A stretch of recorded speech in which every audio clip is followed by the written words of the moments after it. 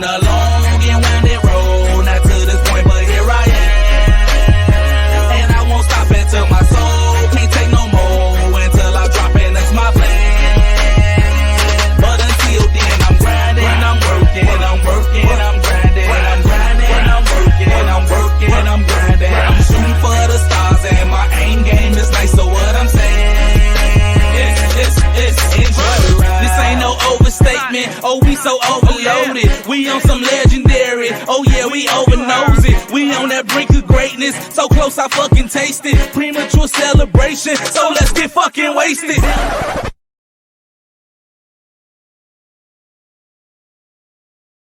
Hey, and we in this thing, and we in this thing. What's up? What's good? What's good poppin'? people? What's going on? What's good? What's Good people. Y'all good? Nothing going, man. We good. Indeed. We good. How y'all We feeling? good over there. We got the nose ring in. We got the bun popping. Miss Rochelle. Yeah, let's get it. You know, Tighten up. Tell them tighten up on their backstroke. his birthday coming up. You know, I had to do a little something different. You know, Alright. Okay. Alright. you know, had to, stun on him real quick. How they You know I got ain't some. about to. You got something planned? Because you ain't told us yet if you got something planned or not. You know what I'm saying? So I'm just gonna ask myself. Not really. My girls got something planned. Tonight, as y'all know, is the 50th birthday bash for Shadow, who is part of 606 crew, who was on here 2 weeks ago. Mm-hmm. So it's tonight. Okay. And I'm going to that tonight. And then for the rest of the week, I'm just up here doing what I feel like doing. Whatever I feel like doing. Tomorrow probably going to be a rest day. Thursday, I got some stuff planned. Friday, I don't have nothing planned. Saturday, my goal is to go chill in somebody's cigar lounge for some hours. And then Sunday, they got something else planned. Okay. How? And what day is actually the date of birth?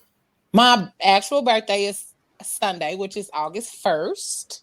Okay. So, thank you, everybody. So, if y'all want to send your girl a cash out, Put it in the comments. I was just about to ask you about that. It's the little $ Leo Rochelle. I put that in the cash app. In the comments. Definitely want to be seeing something lead by you a couple of rounds. You know what I'm talking about? Yay. Thank you. I ain't doing shit for you. So I ain't sending you a motherfucking thing either. Whatever. If I don't get no cash out that say from Votros, it's gonna be a problem. Hey, you put yours up. Just put mine up there too in the comments, so yeah, you just go. Listen. So listen. What's popping, everybody? They checking in. They are. Let me do the good stuff, so we can go ahead and get this thing popping off. Oh yeah. Welcome to another episode of the Phat Girl Chronicles, where we get all up in your business each and every Tuesday, right here on Facebook and YouTube and JQLM Radio. Hey y'all.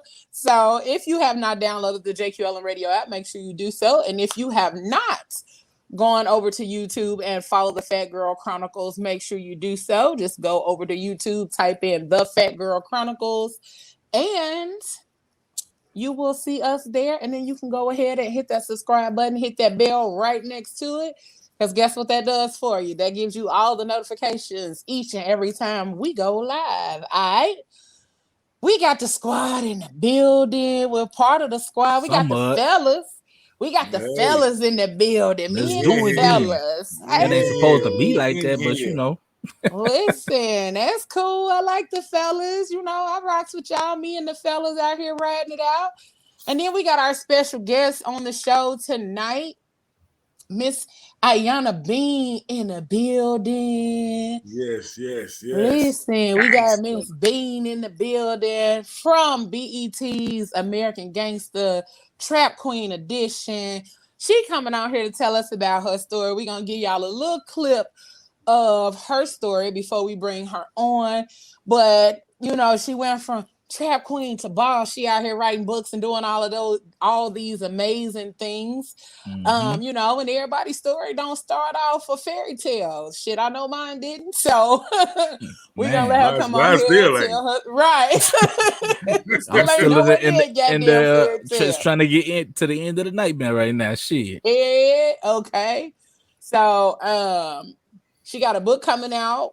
A Year and a Day is the name of her book. Make sure she'll give y'all all the information, how to go find all that good stuff, how to tap in with her. But I'm gonna give y'all this little clip. Then we're gonna bring her on, chop it up with her, and go ahead and do that thing. So hold on 1 second. Here we go.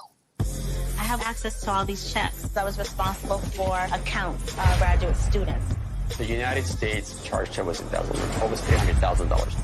I was addicted to not being broke. Yeah, just do it on EIP. And then add a SIM card with it. Listen. Hey, I feel it when she said I'm addicted to not being broke. Cause shit. That's one. Right. I'm here trying to do everything possible to not be broke. So we're gonna go ahead and bring our special guest on here with her bomb beautiful self.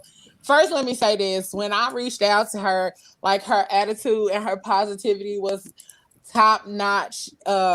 Everything. She been sharing the shit out of the post just like she was part of the team.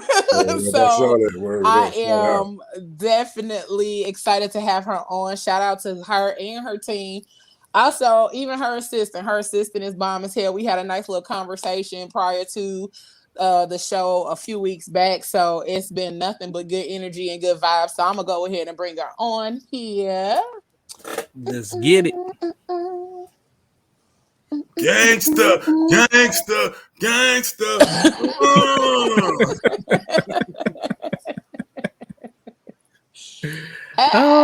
out of here. What's up? What's going on? So everybody, this is Miss Yana Bean. Did it mute her? Yeah, they muted her. She muted. We can't hear her. You gotta unmute. You gotta hit your mute button. Yeah. Oh, you don't want to talk to us for real. Huh? Oh, you don't really want to talk to us, huh? It's messing with her. There you go. She got the automatic mute.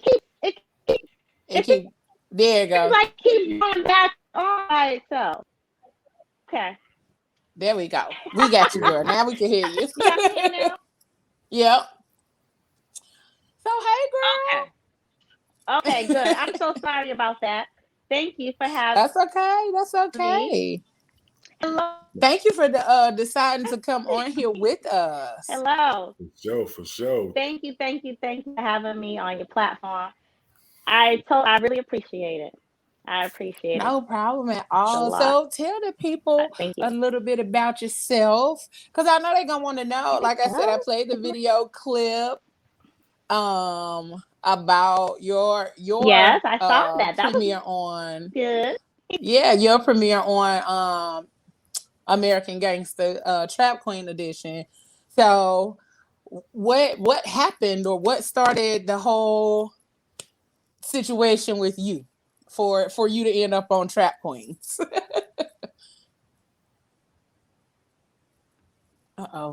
Let's give her the flux again. Okay.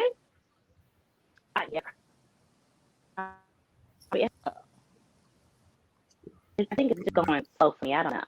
I look like I'm going. No, but you all can hear me, right? Yeah. Yep. We can hear you. Keep freezing.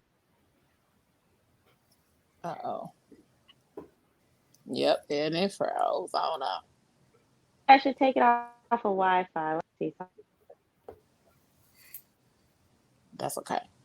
We gotta let her get her little things together. That was okay. Yeah, like I messed up. Okay, I'm here. Yeah.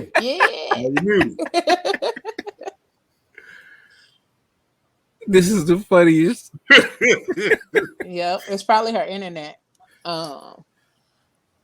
That's like how B was on Sunday, Trosh. Mm-hmm. Right. Well, yeah, my first question is, did you pay your internet bill? Like, all that damn money you get. That's okay. You ain't really want to talk. We gonna let. No, her thing is freezing. It got to be her internet. Yeah. We all know how that go. For sure. Me better than anybody up in the I was about to say Trosh better than anybody else on this thing. Combined. All y'all combined. With the internet. Yo, that's what's up. That's what's up, man. You know, technology ain't nothing but the devil. So, Pop, how things been with you? We haven't seen you. But man, you wasn't here last week. You've been busy. Super busy, super grinding. It was a crazy day today. Like I say, technology is nothing but the devil. Like, I'm trying to send you the new music moments. I record it, keep saying it's too long. I'm just like frustrated. Like, I just got it into you maybe an hour before the show. I got it uploaded and everything. I did it again, and it still said it was too long. And I was like, I'm looking over all the videos. I'm like, yo, I had some way longer than this. What the fuck is going on? And it was just like, so I sped it up a little bit to bring the time down. And I was like, I don't know how to trim it and do it. You know what I'm saying? People think I'm so tech savvy. I'm not really tech savvy. I just learned how to do 2 or 3 things. Wait, you say you sped it up? Yeah, I sped it up just a little bit just to cut the time down. And it worked. So we got it down to. And the songs don't like sound different? Nah. Okay. They sped up just a little bit, but not enough to where you'd be like, oh, is that how that song sounds? Like, he picked some trash this week. He picked some trash. No, we know you ain't picking no trash because you ain't never brought no trash on here for the new music moment. So I don't expect you to bring none no time soon. So have it sound like Mickey Mouse music. This nigga that went to the Mickey Mouse show. I hope not. Hey, you talking about the music? Just imagine how you would have sounded. What's your man? It's your man. Right. Right here, the Phat Girl Chronicles. I would have been like, what? The Bible is going to move to him. The Phat Girl Chronicles. Everybody been doing like they be like. We're gonna go ahead and go out of this, and we'll bring you another new music moment next week. We definitely wouldn't have been playing no Mickey Mouse shit, cause no, that's not what we do around these parts. Hey, shout out! What's up, Pam? What's going on, Doris? Man, hey, Pam, Kendra, Michelle, all the ladies, we got our regulars in the building. We got Redbone. We got Pam, Michelle, Miss Doris. Hey, Kendra. We got Danielle. We got Trisha. Hey, we got Danielle. all the ladies in the building tonight. Yeah, in the building. They in here. So what's been up with you? What's going on with stream you? Y'all want to flex on our guests? That's all right. You know, it's okay. We gonna give her a second, and hopefully it'll pop back on. It's Leo Rochelle birthday this week. She started off the night at the Freestyle Fanatic party. Yes, and if you are in the Chicagoland area, matter of fact, let me go ahead and give y'all the little 1, 2, 1, 2 of the video of what's going on tonight. If you are in the area, make sure you hop on over to Sub T tonight. The doors open at 10 o'clock. The doors open at 10 o'clock and they going until they going. You know, it's gonna be hella fun. This is their first one back. They did this for 21 years prior to the pandemic. So I wish I was able to be there for real. It's a lot of people that's gonna be excited to be in the building tonight. So soon as the show over, I'm hauling ass. Cause I ain't standing in no long ass line, okay? Come on now, you know they ain't gonna do that to you. They not. I'ma just call on my way, like, I'll be there in a few minutes. So come on to the door, all right? Hey, what's up, Marcus? What's going on, Marcus. Brother? But I'm gonna give y'all this little video clip real quick so y'all can go ahead and make sure y'all are in the building tonight. So hold on real quick. You know you like that. You know you like that. You know you like that. You know you like that. You know you like that. You know you like that. See, I rep the most hot, still I'm the most fly. I win so much they wanna know who I'm coached by. Every day approached by chicks when I was multi. Wanna give me so side, but I'm like, don't try. I see the hisses and the dishes when I go by, but see the misses on my wrists when I float by. Self-control and I can't tell you no lie. Trying to find a soulmate, you end up being soul tied. I make my money, man, without the coca. Living la vida without the loca. I'm down south, so they show me country love. And I ain't even country thug. The people give me daps and hugs, so it must be love. And I love the country grub. It feel good to hear people singing. Hey. Welcome back. Welcome back. Welcome back. See how that music made me feel? It made me put my hood up and my glasses on. I see you ready to be in your B-boy stance. Yo, what's up? It's your man, Phat Girl son. Yo, we celebrating Leon Rochelle's birthday tonight. Y'all come out and hang out at the Freestyle Fanatic joint. Listen. That is, man. Word is born, B. If you're in the Chicago area, be there. Be square. Not the B. Listen. Yo, listen, Chicago, turn up for me, Shot Town. Definitely turn up. Let's see. Let's hope. Let's see if we can add her back to the stream. Yeah, there she go. There you go. I switched phones and I'm hoping. Girl. Well, what happened is I went on another phone to the show itself, and it sounded better on the other phone. So I'm thinking that maybe phone was better. So now, because I got two phones, Okay. Of course you do. Of course you do. One for the girls and one for the blood. Hey, listen, because you gotta keep them. This one's definitely better. Yes, one for your main man, one for the side piece, huh? No. One for the business folks, one for everybody else. Okay. That's comedy. That's how we gonna do that. Cause you gotta real bosses got two phones. Okay. Ain't some a fake boss. No, I only got one phone. You got two numbers though. You got two numbers. Thank though, you, so Bob. That's technically two phones. No. Sorry. It don't work like that. It's a business number. No, you good. Oh no, you're fine. We're used to it because we've been having. I don't know what's going on. We've been having all kind of technical difficulties here and there, like periodically. So it comes with the territory. So we fine, and you fine too. So we're gonna hop back on in this thing, and we want to know what brought on the overall situation for you to end up on BET's American Gangster Trap Queen. From the beginning. Okay. So I was contacted by a young lady who's a producer here from Massachusetts that was working with the production company for BET Trap Queens. And she knows my family. We, our families know each other. So she knew my story anyways. And so when they're working on the production and they were looking for people, she contacted my sister like, I know your sister, I'm the white picket fence. Everything got to look right. I want to be on BET, but not as a criminal. So after talking to my family, I had really I came home from prison in 2014. I had a regular job. I was just working like I don't want to do nothing extra. I don't want to try to do no business. I don't want to do anything. I just want to be a regular person and just forget about any dreams I had of doing nothing, But after working at the gym a couple of years, I was like, okay, God, tell me this.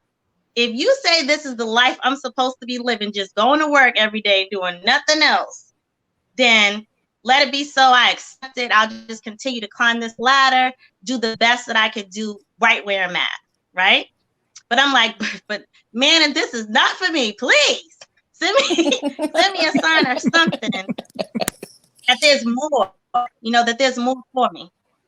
So, when that call came, it was about that. I was at that point when like, this just can't be all, I've always been a giving person. I always wanted to help.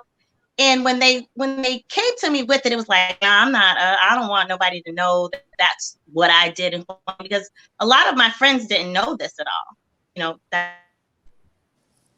So what I did was I thought about it. I talked to my sons about it, like, hey, I think that if my story can help another young lady or someone that's in a dark place, thinking about doing crazy decisions or has made some crazy decisions, but they feel like they're the only ones who had done this, that if I could reach one person and let them know that I know exactly what it's like, exactly where you've been, where you're going, and this is my story, there's still light at the end of this tunnel, So I decided to get cut off. Sure, that's not what she decided to do. I'm sure. Listen, it is. Can't get into the story. This shit, story right? You know what I'm saying?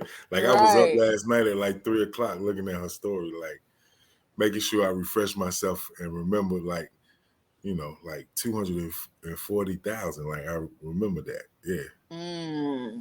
Yeah. I saw 300,000. Well, it was on the first. That was on the first go round. No. Pam said, girl. God said, girl, don't say that one. But she back. There we go. Okay. We back. Okay. Well, there we go. Yeah, she back. You can hear Leo on here getting the hell up. Can you hear me? Yep, we can hear you. Let's see. I turned the Wi-Fi off.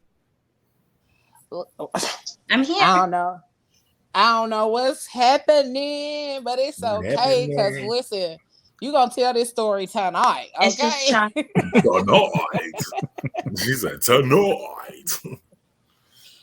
It's just trying to be a booger. Like, if you cut the internet off, then you might not get as good of a service. But then you cut the internet back on, then it's cutting up and chopping your shit up. So right.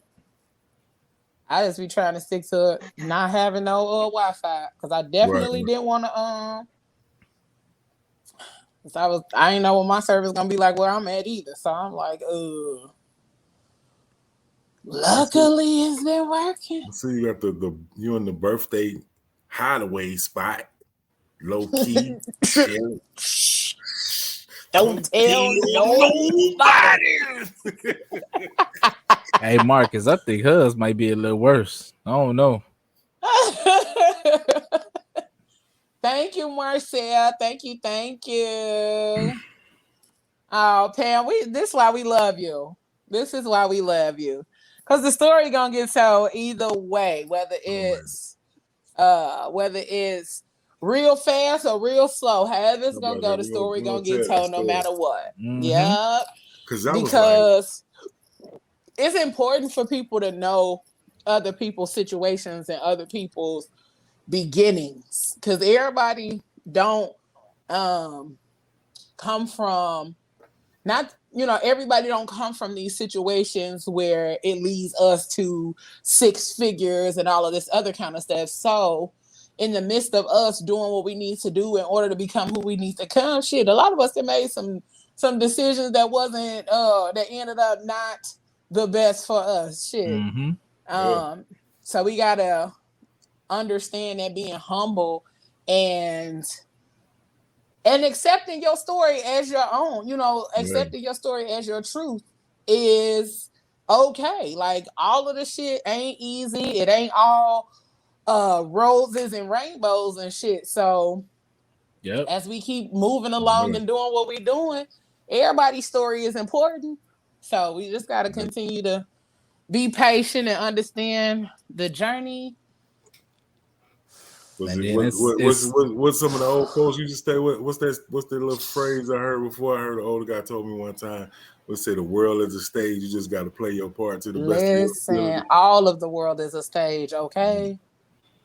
And then it's like no matter what you like, no matter if you're doing something positive or negative, if you're trying to aspire to be great in whatever it is, you're gonna take a risk, whether it's a legal risk or illegal risk.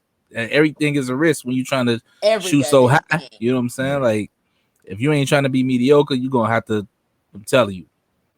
But when I saw her first risk, she took that 240,000 when they got, and she only got 3 months. I started to be like, I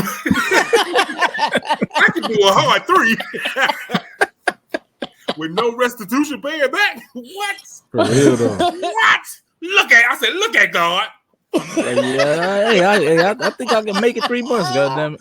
Not to look at God. Shit, I go write my next book. I'm in court and the judge say, no restitution, and you guys served 3 months. I would have been like, and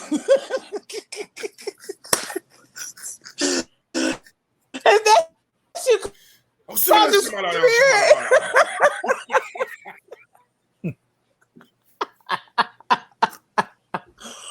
Oh Lord. Oh boy.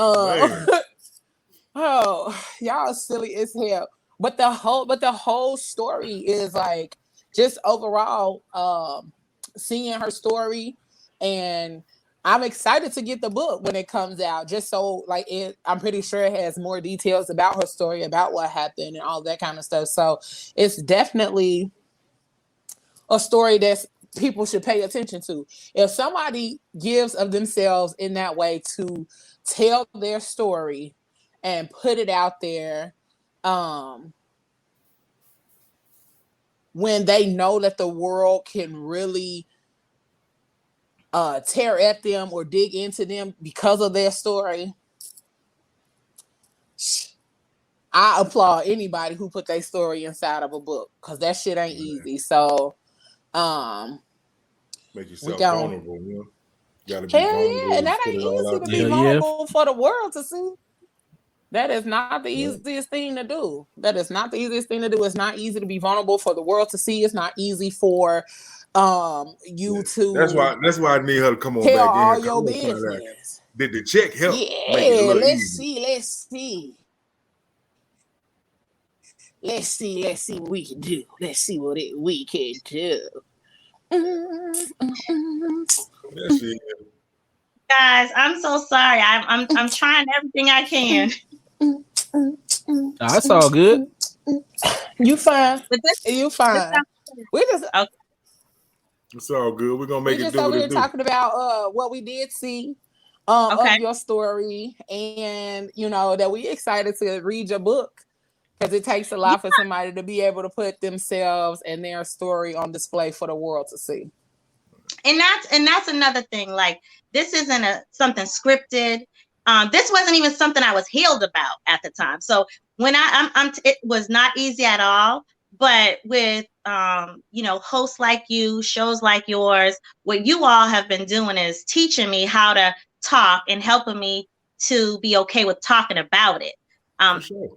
When I did American Gangster, everybody has it. But when you went through something, and if you're like me, like I had bad stuff, it wasn't me, but doing a show, it put everything out there. It ain't no secret. Everybody, it's out there. Right.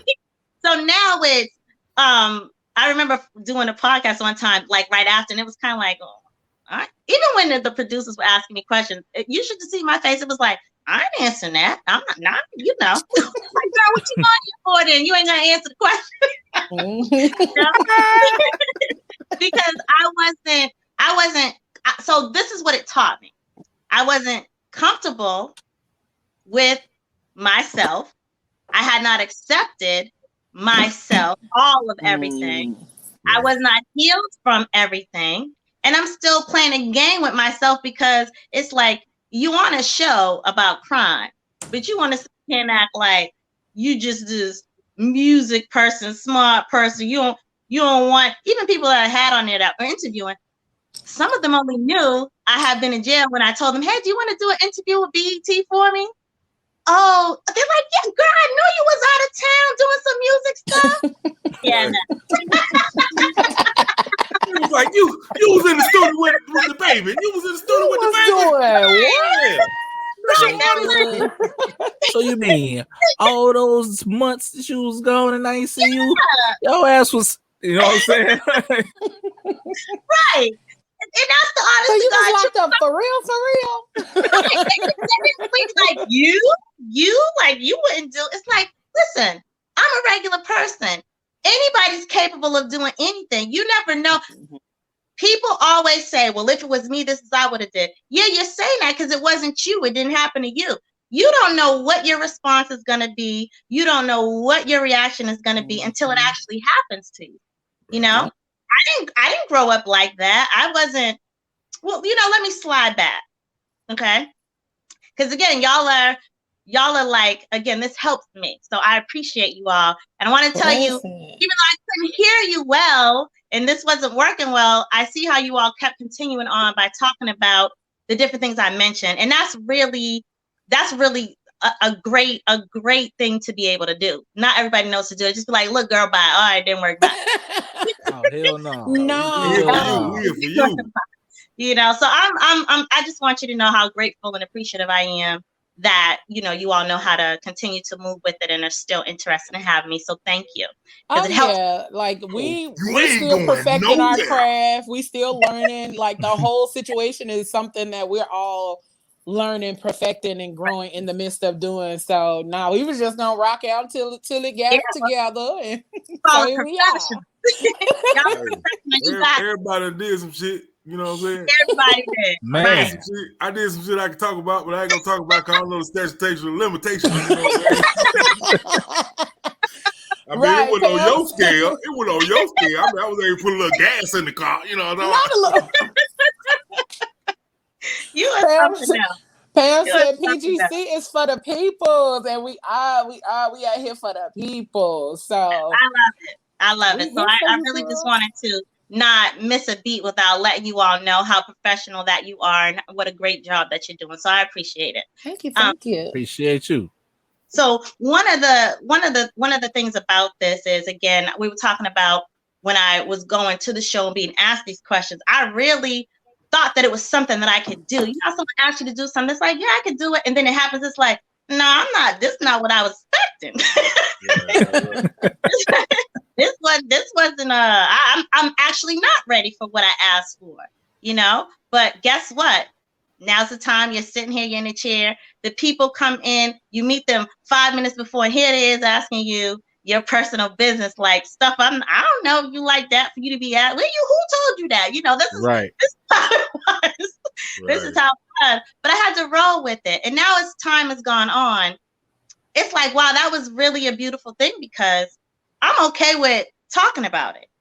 I have accepted, so it let me know I've accepted me. I've accepted what I've done.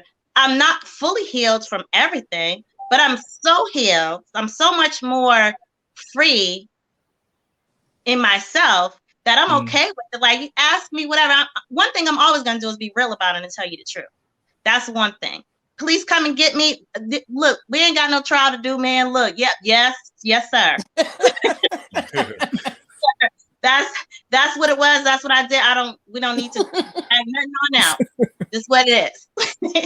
It's a paper trail. So there was no backing out of that. I didn't feel that I got any mistreatment. I felt like I actually got, I was facing 5 years the first time. And that's another thing with the show. You might think that it's one case, but it was 2 cases in a 10-year period of time, separate from each other. Wow.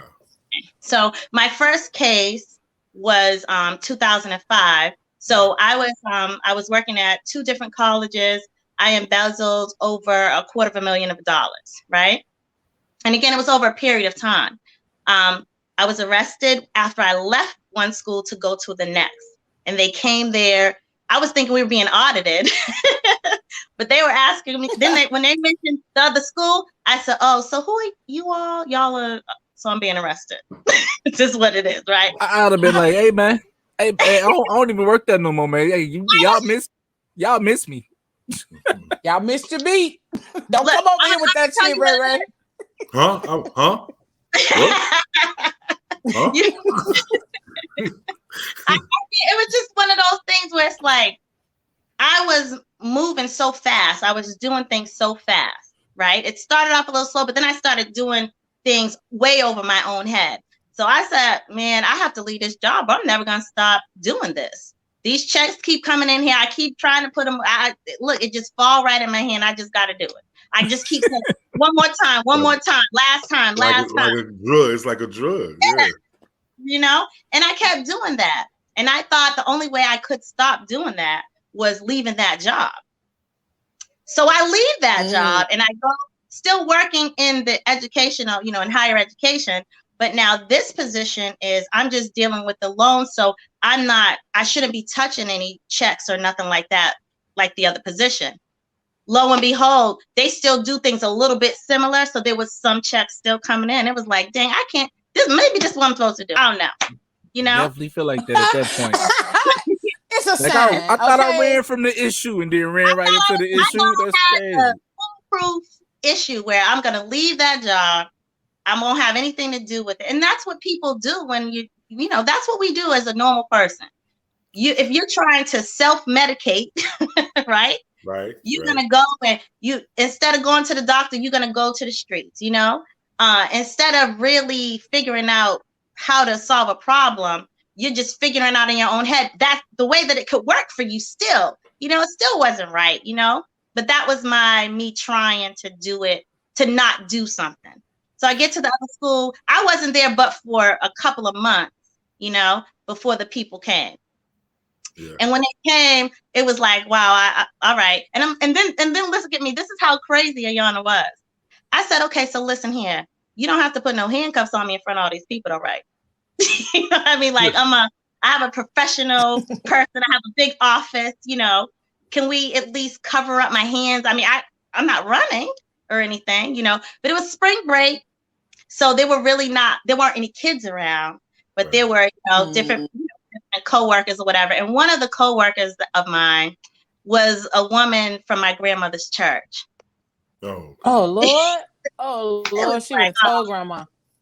It's like, oh man, this is just crazy. But the man told me, he said, you know what, don't worry about it. We're gonna walk you out. I'm gonna put my jacket over your hands, but I do have to handcuff you.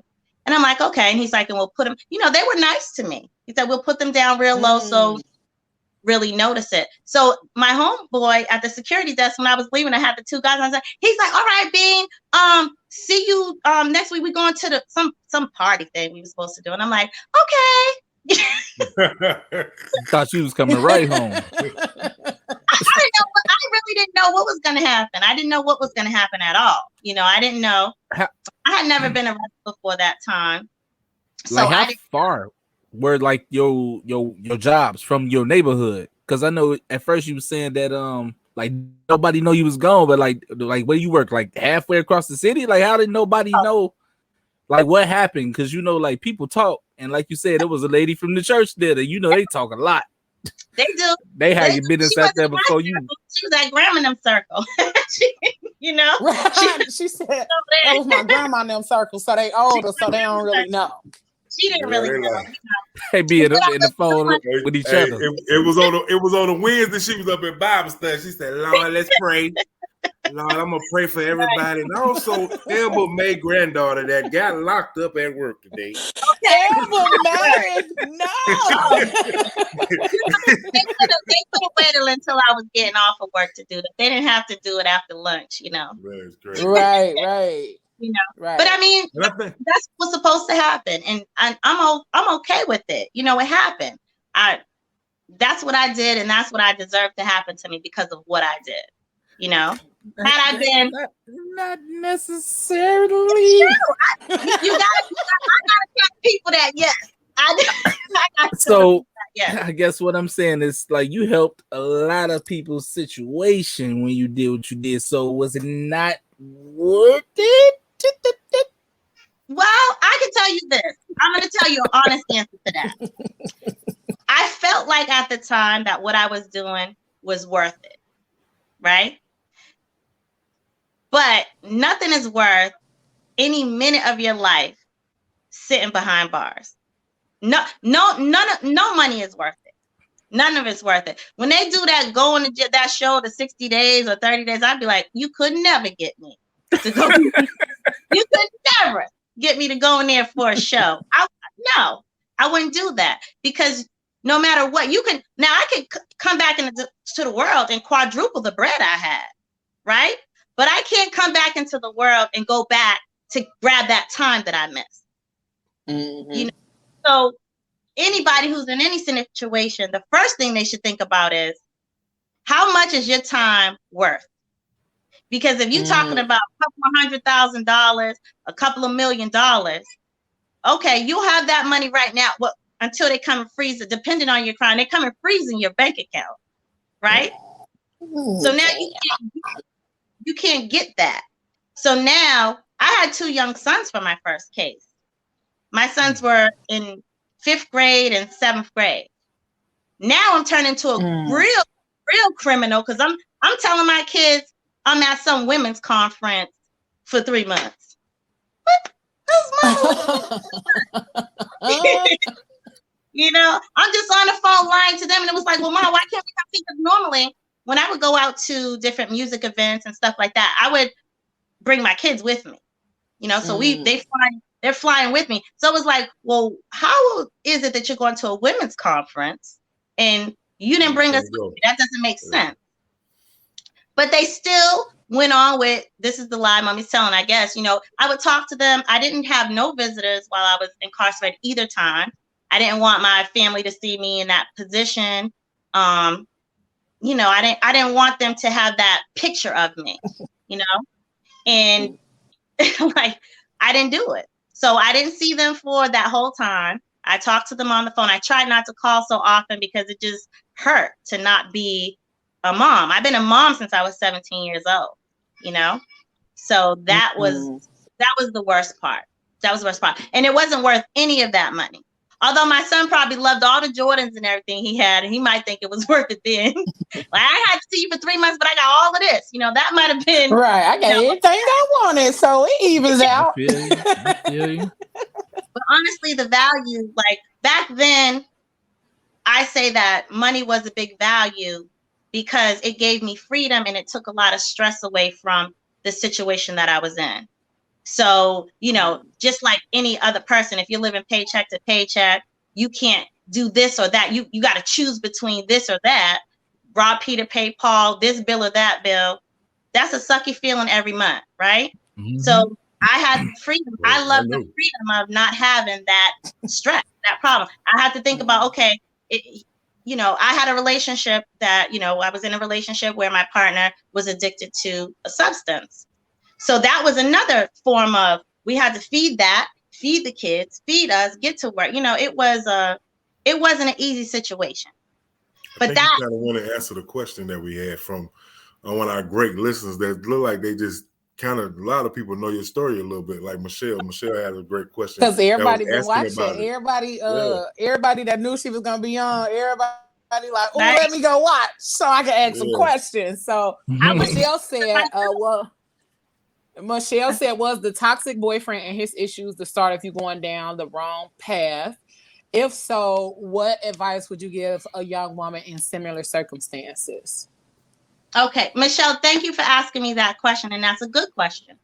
So I'll give it to you how I felt at the time and what I feel now that I've been through it.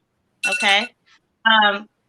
My boyfriend wasn't always toxic. We were together since high school. So this was my best friend and also the father of my children. So I didn't think it was toxic. I thought, you're in trouble. I have to help you. We got, you know, we're a unit. I didn't see it like that. I didn't see it any other way. My grandparents been married their whole entire life. This is my kid's father. This is who I feel I'm going to be with my whole entire life. We're supposed to, you fall down, I'm together. Right. You're supposed to do it together. So I understood drug addiction because I had family members in drug addiction. So it wasn't like, oh, what a surprise, big deal. It was something that that already had affected my life since I was a kid. Right. But now everything I was trying to do was to fight not having that in my household and not having that around my children. but then it ended up being there. So now, like I said earlier, people always say, well, if it was me, this is what I would do. I didn't expect that that's what I would do. You know, it put pressure on me to keep our family moving. It put pressure on me to make sure that my kids didn't notice that something was wrong. So I used that. I used, again, things to cover up toxicity. Okay. And I hate to say that, and I don't want to ever use a person as any reason as to why I did anything, because that choice was mine and I made that choice. But the pressure from the addiction and how we needed to survive, and I needed to live and just take care of the basics, that was taking everything that we had. And so again, my train of thought there was, I just got to help my partner. This is my partner here. Right. And I got to help. We got to do something. So now today, Ayana will tell you, listen here, you got to take care of yourself and your stuff, and someone else has to take care of their stuff. You can still be supportive of someone, but if we're not going to support continuing to do what you're doing, we'll support you going to do what you should do, not what you want to continue to do. So if you're in a situation where someone's doing something that is not only just affecting them, but it's affecting you to a point where you feel like, one time I felt like I was the user. I wasn't doing my hair going to work. My head was down when I would walk down the street because everybody knew myself and my partner and what was going on, who knew us. So to me, I was ashamed, and it was stressful to me. Like, there was one time I tried to get me a nice ponytail, nice weave ponytail. I went, and when she took my hair down, I had a big, gigantic dollar-sized bald spot there. Damn. And it wasn't because I did it. It was because of the stress that I was under. Yep. No, it was the stress I was under. It was a tough time, but as a mom, everything, you gotta have a brave face, you gotta be tough, and you gotta still continue to move forward, because I gotta show these boys that, we good, and I want to try to do something. I'm trying to be a mogul here too. I'm trying to do some things too. So I can't say that was fully one person's fault. There were things that I wanted to do too, and that was also helping me to do it as well. So no, if you're in this situation today, I guarantee you the best thing that you could do for yourself is to remove yourself from the situation, because somebody has to make a decision to do better for themselves. Mm-hmm. It can't be for you. It has to be for themselves. I dragged him to every rehab in Massachusetts. He even went to one out in Michigan, But if it was me dragging you, you didn't want to do it. Right. So you want to get it, definitely. So now in 2021, you're still doing the same thing, but now you're taking yourself when you feel like it, right? Mm. We're somebody's grandparents now. I'm not doing that. Right. I'm not doing that, because I see the effect that it had on my sons. My sons are now 29 and 27 years old. Wow. I thought doing the right thing was keeping the youth together. Okay. I'll say what? You should say she got a two almost 30-year-old. What? Thank you. Yes, thank you. But yeah, we just put your age together, though. That's okay. I'm okay with telling it now. I'm okay with it, especially because I heard my girl say she's a Leo and her birthday's on Sunday. Mine is Friday on the 6th, so we gonna celebrate. Yes. Okay. Yes, ma'am. My daughter's on the first too. Celebrate. Turn up. Okay. Yeah, his daughter's birthday is on the 1st. We are, aren't we? Yes, everything. We everything. We the best. DJ Cali boys. Okay. Right. Okay, moving on. So happy birthday to your daughter. You hear that, Brett? Happy birthday to your daughter too, Trosh. Happy early birthday to your daughter. She better not call you. She ain't even getting nothing. Her birthday is the same day as mine. What you mean she's not getting nothing? What you say? She ain't getting nothing. He lying. No, we don't He believe lying. you. We don't believe you. We don't believe you. Pam, like Pam said, do not reward mediocrity. That's exactly what we're doing. That's exactly. Do not reward mediocrity. Because when you reward mediocrity or the bare minimum, that's what people will believe is acceptable. The more that they continue to do it, that's what they're going to believe that you accept from them, and they are not going to put in any more effort than what they are giving you at that point in time. Danny said, I love that she is sharing her story because there are a lot of women and people in general that are going through this. You are giving them the blueprint to figure life out. Well, thank you, Danny. It's a lot of women going through I love that. I just want to say to women that might be doing this, if that second job is in the school, don't go to a technical school and take that job. You need to go to an HBCU. You need to go to an HBCU because there ain't no black students out here not looking for their refund check. Right. I'm up in the office every day. My money here yet? See, this is where the difference comes in. My first case, that wasn't what happened. I wasn't. The first case, right. I was not taking checks. The second case, you was at the technical school, and then they was getting the people wasn't coming to research. Right, and the people wasn't coming to pick up their checks. I was like, she went at an HBCU because at an HBCU they in there every day. It's my extra. They be tired of eating noodles, boy. It's my extra. Everybody comes looking for their money.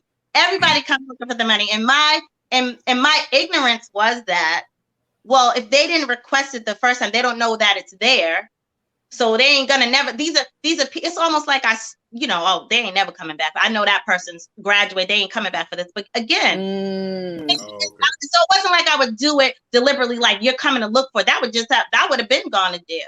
I would have been gone. Okay. It was a method. Like it was a method to your madness. Right. It was like a method to it. It was a strategic, in my crazy mind, it was strategic planning. I knew people that weren't coming back for it. But there was, again, just like when I got arrested that first time, I was cashing checks, $15,000, $20,000, depositing them in there, right? Man. But what got me arrested was a $900 check. Wow. That motherfucker really needed their brain. You found the one struggling student in that motherfucker. It wasn't just a regular $900 check. This was an international student. International students don't get financial aid. Their country sends money to them. Right. So it was a $900 check from one of the international student scholarship thing that came in. And I thought that I had, it was, again, like I said, I was moving fast. Like, what did I even touch that $900 check for if I have 20,000, 15? That was just stupid. Right. Not to say that the others weren't, but this was, you're just doing too much that you just want everything.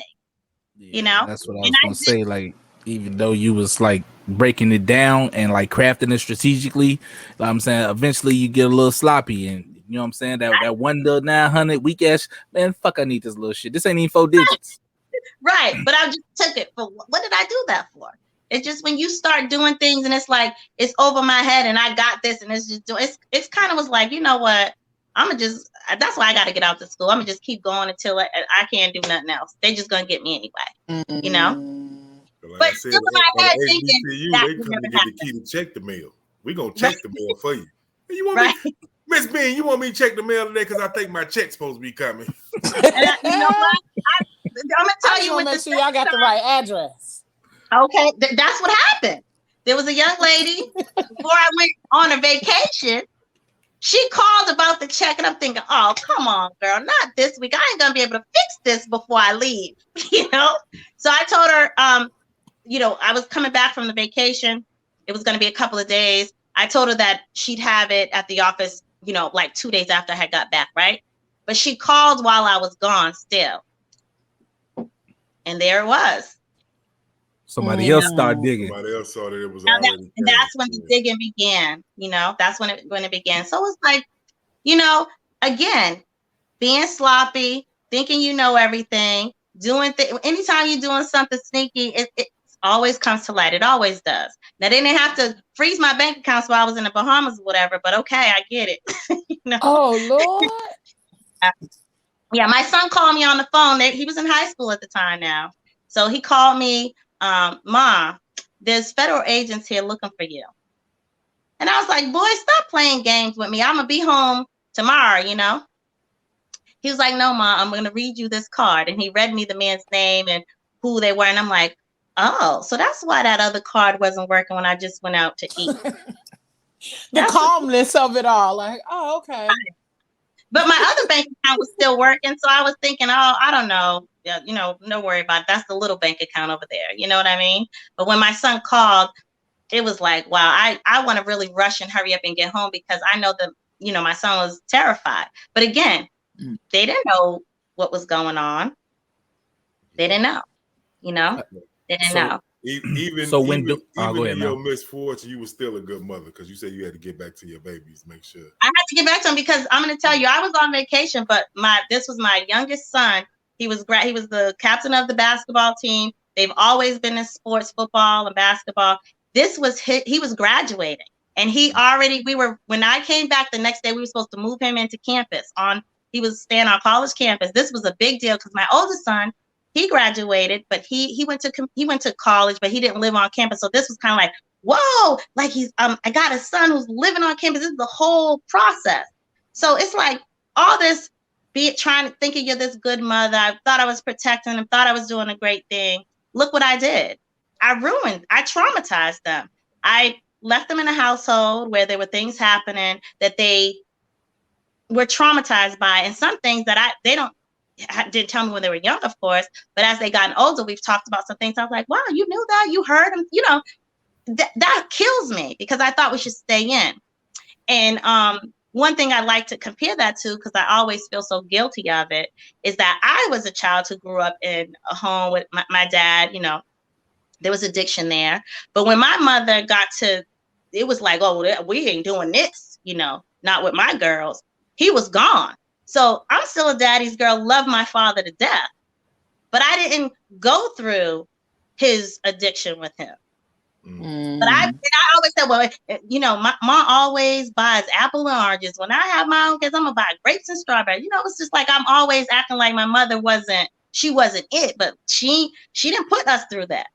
So, and I always I remember that because I always want to apologize to her for acting like she didn't like I was gonna do things better than she had done. But that's what I get for thinking I was better than my own mom. She didn't do that.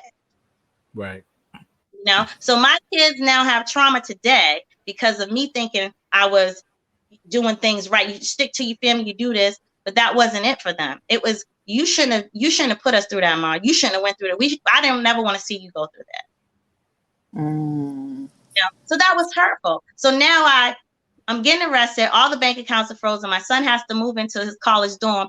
I'm just like, yo, I just bought you this car. It was a little hoopty or whatever. We got to sell that just for you to move in. And now you in college on campus. I done got everything already previously, but now you ain't got no money for books. You know? Oh, wow. So all that money did great for the small moments in time that it needed to. But when it really counted, when it really was something important, I didn't fall through on that. And so ever since that day, Ayana does not value money or even the freedom that money brings. I know how to go out and do what I need to do. It's just not the goal and it's not the focus for me. That's dope. You know what I mean? It's not that. That's dope. You know, but I need to have it. Right. So definitely a lot of broke niggas looking at this show right now, like, okay. Hey, motherfuckers writing notes and everything. Yep, she messed up right here, so I'm not gonna do that part. Shit, they where they're learning from her mistakes, they still gonna make mistakes in the process trying to do some other shit anyway. But I love the genuineness in your honesty. You are like genuinely honest about like, look, I was out here doing some bullshit. I knew I shouldn't have been doing it, but then when I was doing it, shit, fuck it. Like it was fun while I was doing it, you know. And so I was doing what I felt was right at the time. And then even when I got caught, I was like, all right, I did it. Like I feel that. And it's like, at this point, you might as well accept it, but I love the openness and the genuine way that you are allowing yourself to be truthful about your situation and things like that. Oh, excuse me. It's not easy at all. But today for me, it's easier. You know, I'm confident. I'm totally confident. I can take someone, you know, when I look at like comments under different interviews that I've done, or, you know, just comments in general on like the BET stuff. And I just be like, people say the most craziest things, like they have never been born in life, because there's not one of us who's done everything right and perfect and, you know, holier than thou. Like, okay, you talking about me, but you're fornicating. You know, I want to go, but you doing this. You know what I mean? Right. You're out here sucking all this. Like, that's my no. You know, it's like and that's true. Glad, you know, I'm glad that I'm a person who funny situation happened the other day. I was at an event, a young lady, she seen a cockroach.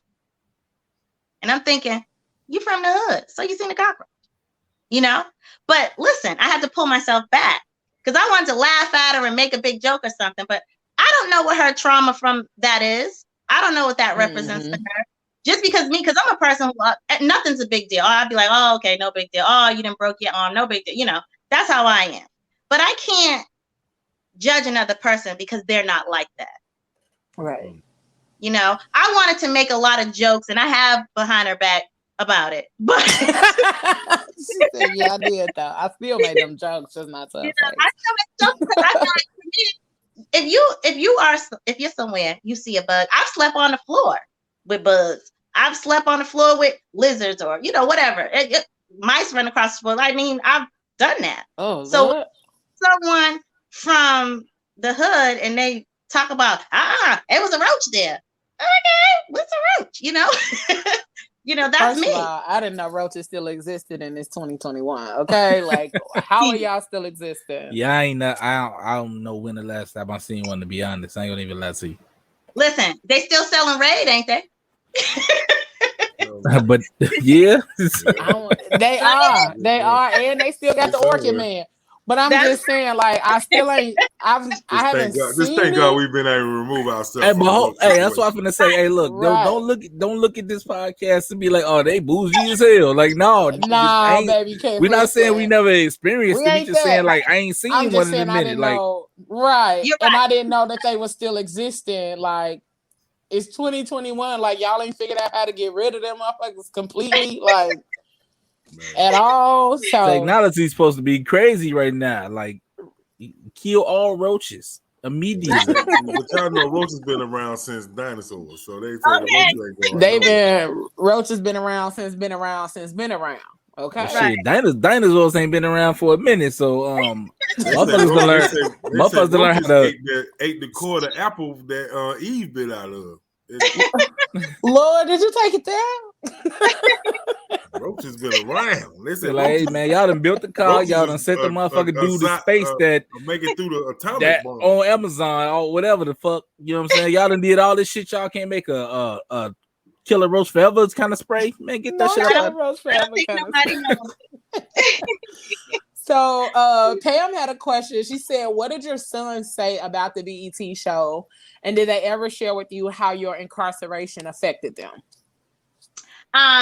Thank you for the question. My sons, again, before I made the decision to do it, I talked to them about it because, you know, I was in a newspaper. That was an embarrassing thing. And I didn't want to further embarrass them, you know, even though, you know, they're out of high school now, whatever, but it was still something that you know, we're close, you know, my sons and I. So I talked about it, and, you know, my son was like, well, is it going to help another person? You always say that, you know, if something, you could do something to help another person, you would do it. And I was like, yeah, you know, you're right. If I could reach one person, I'll do it. And then he said, well, they going to pay you? Yeah, you got to have that one son say what that check look like. Right. That's what it was. And it was like, well, I mean, the check is not equivalent to the, you know, in the long run. Right. And he's like, well, all right. I mean, if you say so, Mom. You know? So I did do it, and the other part was, did they ever share with me how my incarceration affected them? It's not something that they had to tell me. You know, we never like sat down and talked about it because I think that they feel like they don't want to bring up something that has hurt me. But I saw the effects. I could hear the effects through the phone. And as a mother, you know, I felt it in my spirit when I was in there. Not the first time. They were little. They didn't really have that understanding. But when I went to federal prison, my son drove me to the bus station because they let me do a self-surrender. So I knew I was on my way to Lexington, Kentucky. He brought me to the bus station, and it was just like, we just looked at him, just like, hey, what am I gonna do? You know what I mean? And I saw it in his face already.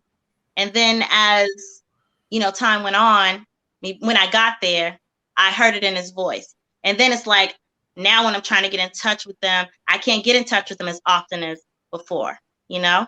So they didn't have to tell me. I know what they were struggling. They were struggling. They were. Everything was lost. You were struggling. You said you had to catch the bus to Kentucky? From Boston. That was a long ass fucking ride, and your brain to think about, like crazy, like am I really? You was going from Massachusetts to Kentucky on a bus, saying I'm carrying my own ass to jail. Hey, I promise you right now to get off, to not make this bus or to leave. It's a few hours in that ride. How much shit did you eat on the way when the bus stopped? Like, hey, I could have Popeyes and Burger King and Taco Bell. Did you get all that shit on the bus ride? You probably got to jail and had the shit like a motherfucker. I know I would have. I'm going to the feds. Everything look good. It'd be like, oh my God, I want a Twinkie. I want a ho-ho. Not a Twinkie. Everything, man. That was the last thing on my mind. I'm gonna tell you and then you fucked up in the head because you're going to jail. Yeah. You got the bubble guts. Oh my God. You're horrible. He is. He definitely is. Like when you do something bad and you know you gotta go home and your mama waiting on you. With the extension cord, yeah, I know what that's like. Oh Lord, not the extension cord. I know what that's like. I want to take it back to the time frame, the 10 years when the two situations happened, right? Mm-hmm. Like walk us through the decrease in the adrenaline every time you seen a check pass you. You know what I'm saying? Because in the beginning, everything is a fucking 10.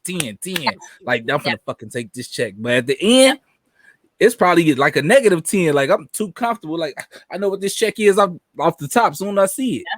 I already spent before I even decided to take it, right? That's exactly what was happening. It was at first, after the first time, and I'm like, I went, I deposited, and like the next day it had gone through. It was kind of like, okay, I'm going to get the money out. Like, I was nervous, I was scared, but once I had it, it was like, okay, now wait a day or two. You know, like, let's see, this really worked. So once it was the one time that really worked, after that, it was just like boom, boom, boom, boom, boom, boom, boom. So it was immediately when you got like the balls to say, this is what it is. I ain't even think about it. I know I got this shit. The third time, I felt like I had the foolproof plan on how this would never catch up to me. And it was gone. I was gone. And that's when I was over my own head. Over my own head. And it was never enough. It was never enough. It was always like 30,000. That's it. I need, you know, that's how it was. And it did slow down because I was just relaxed. I had money, you know, everything. Everything felt easy, but I always still had a feeling like, it's always there. But that money and what I was able to do with it always overrode that nasty feeling of what day they coming, you know? Right. So let me ask you this. So, okay, statute of limitation, all that's over. You serve the crime. You can't do the double jeopardy thing. Right. Did you put money to the side, like in a, you know what I'm saying? No, I wasn't able to do. I didn't think smart enough. Okay. You know what I mean? Right. So again, every dollar that came in was spent. I left it in the bank like it was legitimate. So when they come and do the investigation, it was frozen. There wasn't no couple of $100 at home. My first bail, look, I'm first time person being arrested. My bail was $12,000 my first case. I had known nobody who was going to bail me for $12,000 because I was giving money to everybody else, but they didn't have it to give to me. You know, Right. It ended up being my cousin's wife. You know, it's like my whole family was in the courtroom, right? And they said $250,000, and this is all I heard. Right? And I'm sitting up here in the thing saying to my sister, "Yo, got the bread, the money? You got the money?" And they just going like this. Nobody got it. Until you at that Everybody looking at motherfucker. their jeans and their Jordans. They like, God. Why did they come here just to go? You know? She said, what y'all even here for? What is y'all here for? Why did y'all come and see me like this just to do that? I get it. That was the support, you know, but my cousin, one of my close cousins, his wife, I remember them getting me down to the Holden place, which is Nashua Street. Like, oh, so nobody, I was telling me, no, somebody gonna come through. I know. But I didn't know. I know I didn't have nobody. Right. So when I got down to the Holden place, you know, again, like I said, everyone was always nice to me. I said to the lady, I said, you know what, can I just make one more phone call just before y'all send me upstairs? Because I wasn't thinking about this whole process until I got to the jail. I know, I wasn't thinking that I was getting to the jail. You telling me I can't have braids, I got to take my braids out. And so you want me to get, I got to take my weave out. You want me to get ugly right now, right? I made the phone call to my cousin, and his wife snatched the phone from him. She said, "You still sitting down in there? Nobody came and got you?" I said, "No." And I mean, I had snots, everything. This is the first time I broke down crying. I was like, "Nobody's coming." She said, "I'm on my way to come and get you." And I said to the lady, "Yeah, my cousin's on the phone. She's coming." So I don't gotta go upstairs, right? No need for me to change, take out my hair, nothing. She's coming. She's coming. You know, and she came and she got me, you know, and my cousin and her are divorced, and they've been divorced for many years. But to me, she's always my heart. She's always my family, you know, and I love her to death because, again, nobody can. So well, because I'm thinking about during that time, out of all the people that was when you had the money and was going to the clubs and blah blah blah, and they was like, "Yeah, bitch, this my best friend, yeah." How many of them you lost? How many? You know what? I'm going to tell you, I've always kept a very tight, small circle of people, right? And I always know that whatever you do, don't expect it to come back to you no matter what situation that you're in. So I never felt no kind of way about nobody never sending me no canteen or nothing or anything, because they weren't that person in the first place. I was the person who would do it. I already know what's going on around me, so I'm not upset about anybody. Not, you know, because I'm not going to call nobody, for one. I'm not calling nobody, you know. I'm not going to ask for anything. So you got to do it because you're going to do it. I'm not going to, that's just not what's going to happen. I know how to survive off the bare minimum of what's in there. I wasn't one of the girls busting down my canteen every month on the phone, the internet, and making these cakes out of brownies. I wasn't doing that. I didn't do that. I did not do that. I wasn't with the in crowd of people who they putting $800 together for jail food snacks to do. I wasn't doing that. You know, it was like, I felt those people were the most ignorant because, you got your kids at home, somebody's taking care of them, but you also want them to send you the maximum amount you could have in prison each month to spend here? Yeah, like, that's crazy to me. That's crazy to me. Like, that $800, $500, like, it's what, $300? I forget, but it's something like $350 for phone, internet, you know, canteen or whatever. Like, that's something for an electricity bill. That's something for gas, cable, whatever your kids need, stuff like that. So how do I look already asking them to send me anything? They got to live out there. I'm sitting here. I can eat this stuff for free. Because I want to eat a fucking honey bun or a Snickers. Man, get your ass out of here. A honey bun cake. Like, I ain't even on it like that. Like, I'm in here. I don't get my hair. I'm not at the beauty salon in the feds. I didn't do that. I did treat myself to a pedicure once a month. I did that, you know, but I just washed my hair, put it in 4 corn braids. I worked in the kitchen when I first started. I got a job the very next day in the jail. I knew how to pan that out. My treat to myself was buying cans of cranberry juice and the fruit nut mix, nuts. That was my treat to myself. But I had a job in the kitchen, and then after a while, you know, one of the ladies in the church, I only went to the gym, the church, and work. Into the movie nights. I did all the movies. I didn't do them at the nighttime when the couples go. I went early. He said, "No, I'm going in the daytime because the nighttime." I just bought popcorn for my movie days, and that would be it. And then I started working in the men's prison, and it was like, oh wow, I'm getting more money now, but they were taking my restitution out of my little money, you know, from there. So it was like I just made that work. I made it work. My sister would send me some money, you know, stuff like that. It would last forever, you know, because That's not. What's up. That was just ignorant. That's what's up. I can tell on the show that your sister was your ride. I'm just telling you, it was ignorant. Nah, that's what's up though. Like I wanted to ask you, like that one relative that came to get you the first time. Like after you got out the second time, but does she like ever had that conversation with you? Like you like disappointed me or something because I got you out the first time and you did it again. You know what I'm saying? Like, or she's like, I see what you was trying to do. No, she was, you know, by that time they had not been together, and I wasn't seeing her a lot. I didn't see her a lot, you know. She was aware, you know, down the line when I had got arrested again, of course, but we never had a conversation like, you know, damn, I done bailed you out. Then 10 years later, you go and you do the same thing. It was never that conversation. No, it was never that. I don't think I had that conversation with anybody, actually. Yeah, I didn't have that conversation with nobody. Because it was like, okay, but did I do something for you then? Okay, then we don't need to talk about it. I already do it. You know? I already do it. Just, you know, being real about it. You know, I got to go to prison. Y'all ain't coming.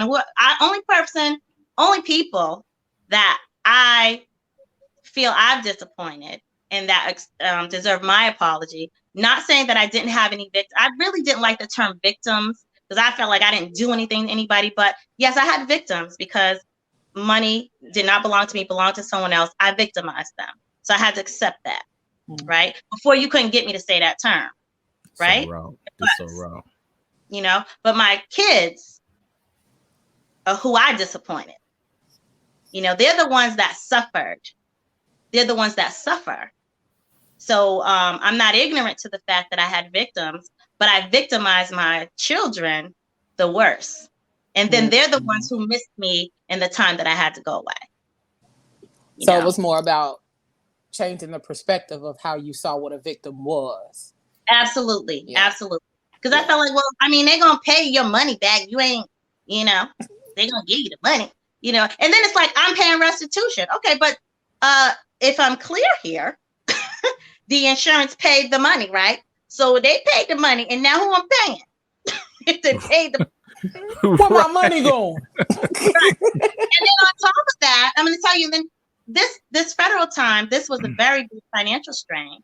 Not only that, when I went to prison, I received notice while I was, you know, when I got home, I found out that I received notice from the state stating that they put a $10,000 lien on me because I did not report the money that I admitted to stealing for my federal prison term. So I'm paying restitution while in prison. I have a lien on me when I get home. I was never able to answer to it, appeal or anything because they did all this while I was in prison. So the time I missed every deadline. Wow. You know, so now I have 10,000 plus interest worth of debt to the state. So I can't get my driver's license until this debt is paid. They know how to fuck us, boy. Right. So it's like, okay, so now what do you want? I come home, I have a criminal record. I have a lien on me. So that would do what? Make you, and I'm on my mama's couch, right? I go to the halfway house, from the halfway house to my mother's couch. And I'm not saying that to be the violin and the sad story, but I'm talking about prison reform and reentry services for people who go to prison, and how when you come home from prison, you continue to suffer because they tell you do your time, do the crime, you do the time, and now you start over. But then you come home and every tool that you need to get up and running has been removed from you. So then what do you expect? What are you setting people up for then? You're setting people up to go right back to something else. Because now they're in a financial situation. You got to have a job, says the probation officer. You got to pay your restitution, says the probation officer. Right? I can't get no job. Even if I went to McDonald's, I could have, but I wasn't doing that. I wouldn't do it. Right? I tried to get a job at Instacart. I don't know if you all familiar with that. That's bagging up groceries. Those people told me that they could not give me the job because of my background check. That don't even match the job. You know? Wow. You know, so that's why I'm a big advocate for prison reform and reentry services. This is a hypocritical world that they're telling us. They tell you can change and clean slate. Yeah, okay. I'm not a person who came home who had friends with millions of dollars. I didn't have executive friends coming. I'm coming home. No, I came back home on the bus from Kentucky with 4 corn braids in my head, with a sweatsuit my sister sent me and some sneakers. Okay. I had some money left over from my working in the prison, like $32. I went over to the Walmart. I purchased me a little $10 phone to be able to text my sister so that I could, you know, when I get touchdown in Boston, I was going right over to the halfway house. And then my mother's house was approved for me to go stay at after my halfway house time. My mother has a 2-bedroom apartment and her and my sister live there. So I'm on the couch. Okay. And now I need a job. Probation office is going to be knocking, coming. Where you find a job at? Well, why y'all ain't offering no jobs that we could get since you want us to have one as soon as we get here? Right. You know? So that's what I'm on right now. Yeah. I'm on advocating. I'm on, listen, you got to pull the sheet off of this. Oh, you can have a clean slate and just, you know, no, you cannot. Not everybody can do that. Not everybody comes home to that foundation. The slate ain't clean. It just ain't as much. It just ain't as dirty as it used to be.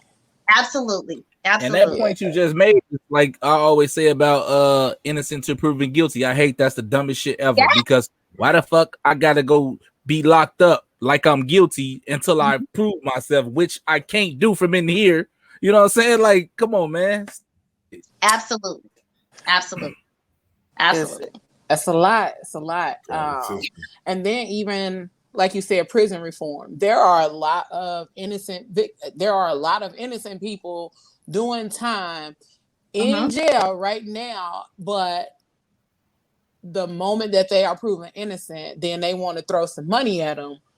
But no, that does not make up for the time that I've lost with my family, my kids, the life that I could have built for myself over this time. Reputation that over this destroyed. Time, right? On top of the fact that I'm going to have to battle this record for the rest of my life, because y'all not going to clear this right away, even though y'all going to try to make up for it because I was innocent. But you can't make up for 5 years. You can't make up for 3 months of time. You can't make up for a year. You can't stop the human perception of what they think I am. Yeah, you know what I'm saying? And that's going to continue to follow this person. So then it's going to continue to haunt them. And now that's messing with their mental health. It's messing with their financial wealth. It's messing with them overall as a human being. There you go. The system tries to make us believe that it is built to help fix you. No, it's built to help continue to keep you in that cycle that'll continue you going out and then going right back in, coming out and then going right back in. And I'm definitely here for the fact that you are standing for prison reform, because it's really something that was needed a long time ago, but nobody will and just to touch on your point, Leo. Right. There needs to be a lot. And, you know, and it's very different for women. You know, men get more opportunities in prison than women get in prison. They get more opportunities when they come home from prison than women get opportunities in prison.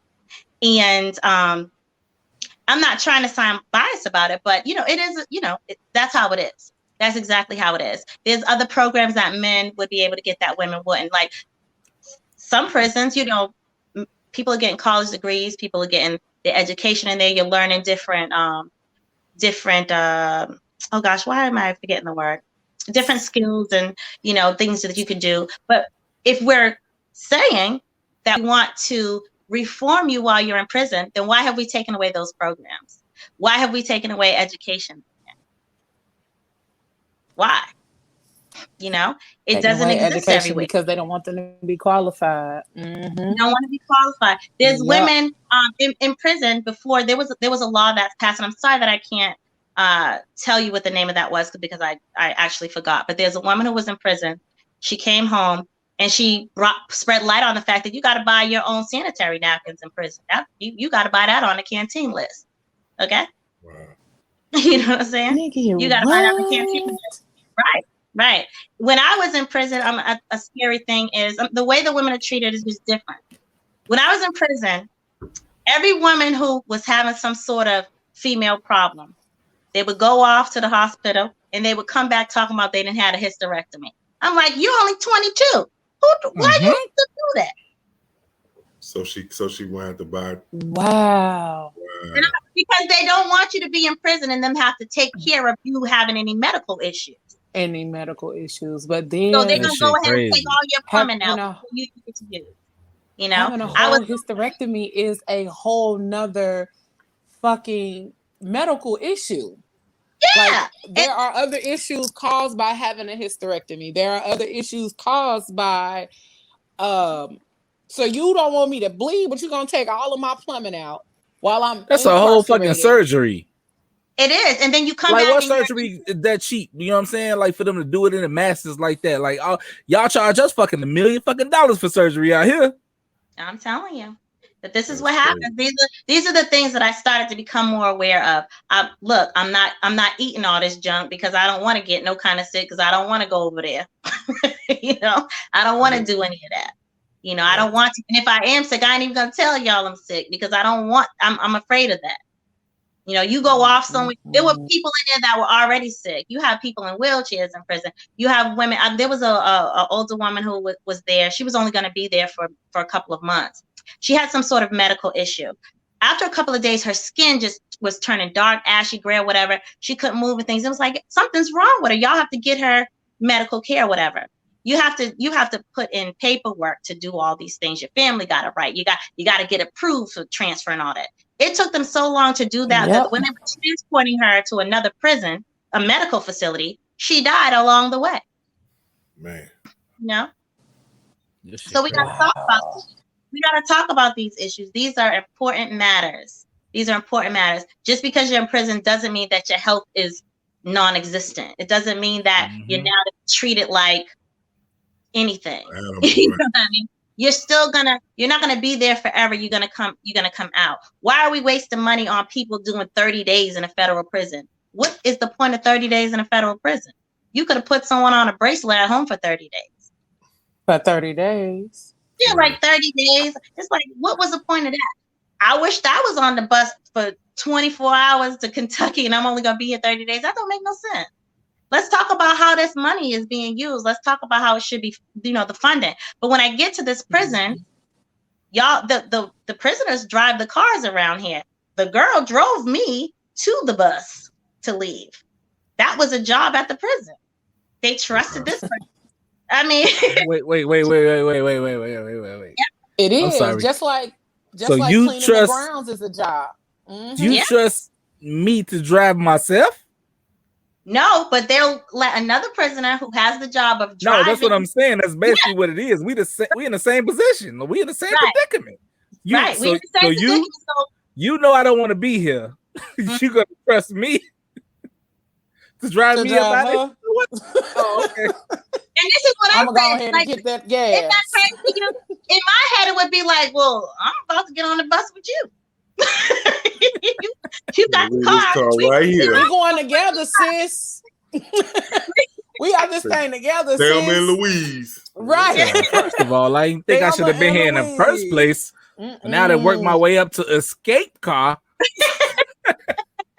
It's true. It's true. You know, these are things that when you become more aware of what's going on around you, you start looking at the way that the money is spent. You start looking at how it's set up.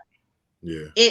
It's, you know, granted, not to say that you didn't put yourself in this situation. Some people hadn't put themselves in that situation. But for those who had, still doesn't mean that you have to be treated unfairly, that you come home to the setup of hypocrites that tell you to move on, you're going to be able to get this help, and then turn around and put all these roadblocks for you to be able to do that.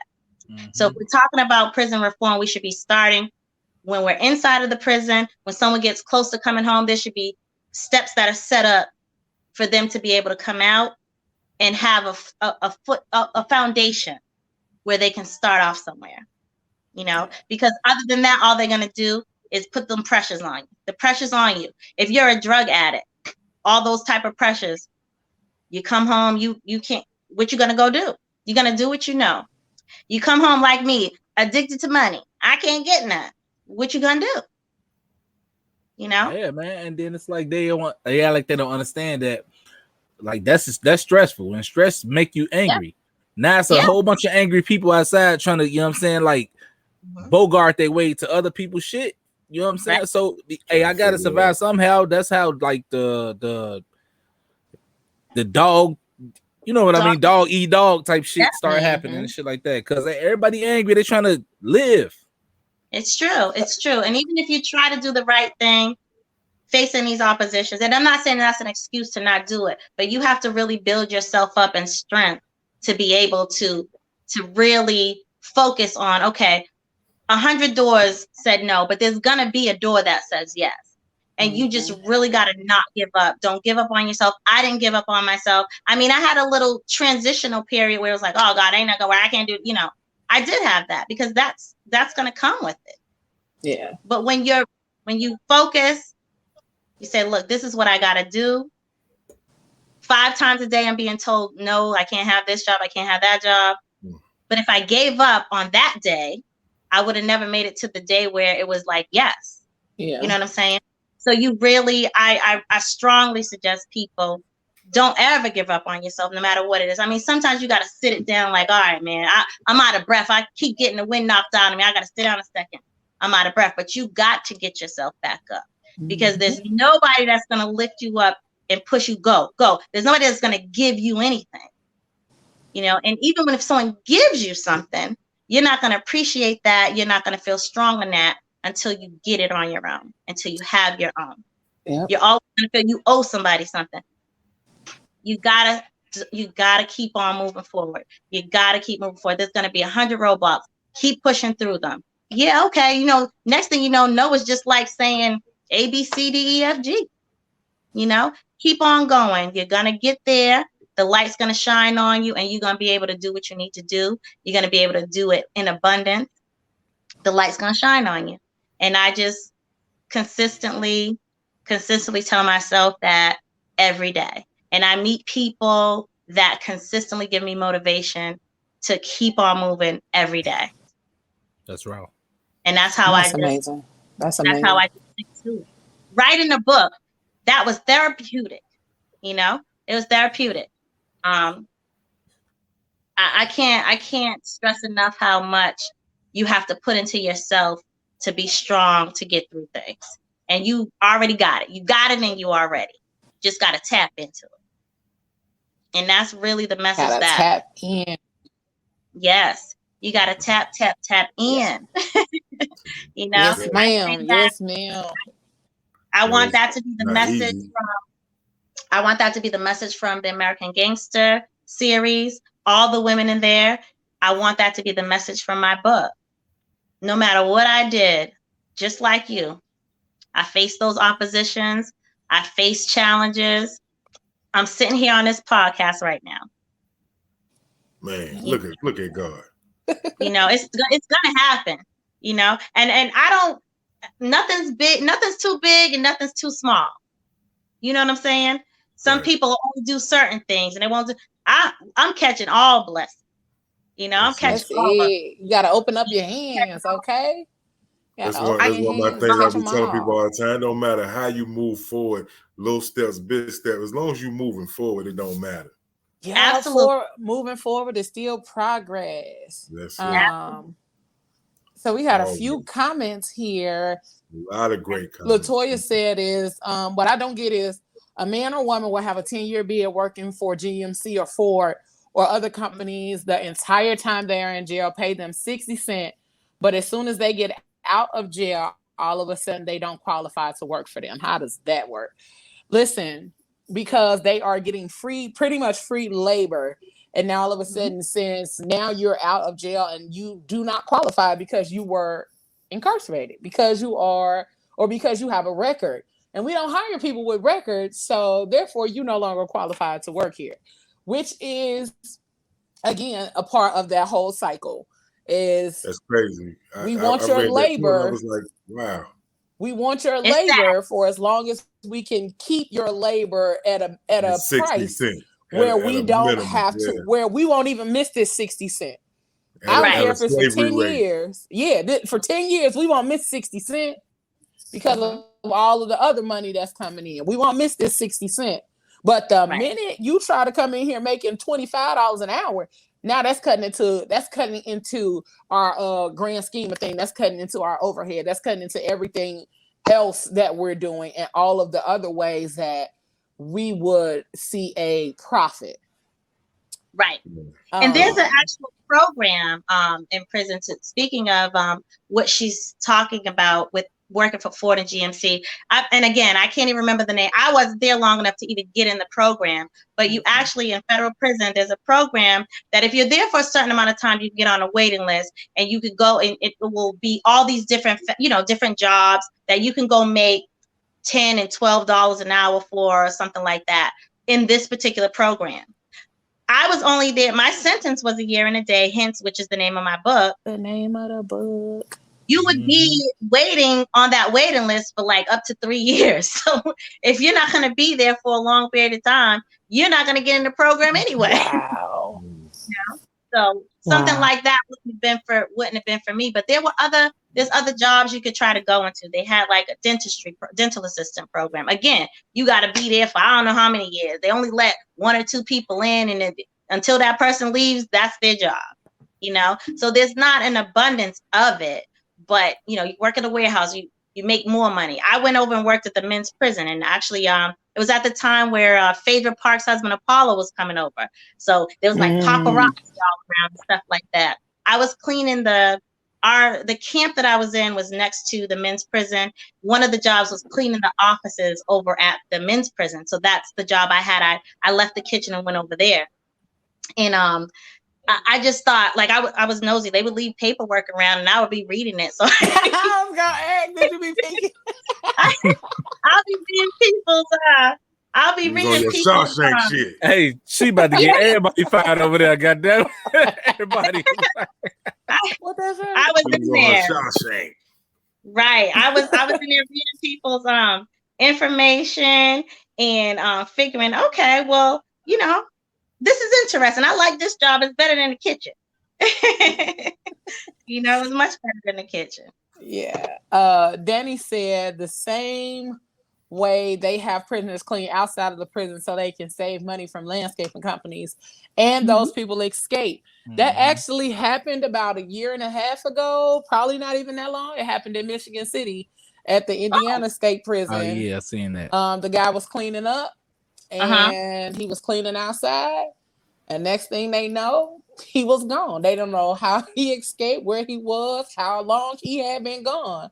They just knew that he escaped, and they eventually found him later on that night, like many, many hours later, because he was behind somebody's house. First of all, I'm not escaping and gonna be behind somebody's house. That's what I'm not gonna do. I'm gonna escape, and in that area, there are so many woods. I would have just laid out in the woods in some water, by the water somewhere. Well, he shouldn't have done that. He shouldn't have done that because it makes it it makes it bad for other people who really are trying to find ways to make their time go by and try to have some, you know, some sort of mental stability for themselves while being there. So you go in there, you get in the program. I'm telling you, it doesn't happen overnight. You be on a waiting list and all this. You go through all of that. You get in the program just to go on and leave. Now, what about another person who, if they had been there and they were next, like after you, you know, they gotta wait. Now they're gonna shut the program down, and this person now can't get what he needs to get. So that's messed up. You're right. But I don't know how long he had.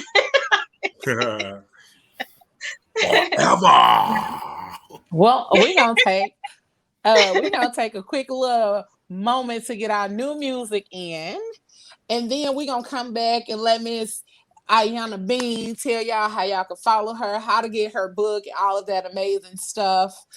Cause we've been out here chopping it up, and the show almost over, so we don't want to miss the new music. So moment. Interesting, and we want to make sure people can get at you and get that book, A Year and a Day. That's the name of the book. That's the name of the book. We'll be back in a second. Make sure y'all check her out.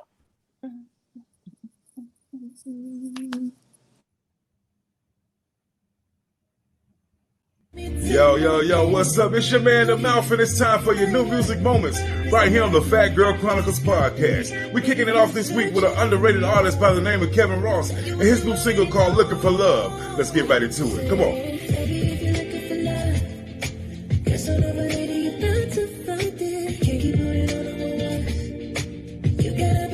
Trust in something if you're really looking for love. Cause forever later, you know it's right here. It'll go when you open up. Till then, we'll keep in touch. We'll keep in touch. We'll keep in touch. You know the number. We'll keep in touch. Yes, indeed. That's Mr. Kevin Ross and his new single called Looking for Love. Now we're going to get into our new artist, new album of the week. You heard me talk about him before. It's a gentleman by the name of Fabo. The album is called Soul Aquarius, and the first single we get into is called Supermodel. Top model, perfect shade of chocolate. Treat me like a Dave, can you feel me? Yeah. Shot call kitty, she only perfect me. I know that these creeps like the creep on my black coffee. Anybody fuck with mine, they gotta fuck with me. Make it all C's, type from shorty don't speak. Get her bag and leave. No, I ain't jealous, just a little protective. Buttons ain't pressing, kinda intrusive, sending a message. Supermodel, bruh. Don't let no one try to dim the light. Supermodel, bruh. Yeah. Supermodel, bruh. Don't let no one try to dim the light. Supermodel, bruh. Yes, indeed. That was Supermodel. And now we're going to get into another song off the album called L and F. The album is called Soul Aquarius. The artist is named Fabo. It's your new artist, new album of the week. Right here on the Phat Girl Chronicles with The Mouth. Flew to Baltimore to see my baby. To Maryland, we ain't at Phillies. Took the quickest route and missed the main streets. You drive me crazy. Insanely on my phone. With the CVS to get your favorite type. Showed you latest. Telling me what I wanna hear. Body your anklet by my ear. Taking a risk. Hitting you. What we gon' get into? Got a cognac, brown leather coat. I came in 2002. Sticking my lips. Thinking of licking you.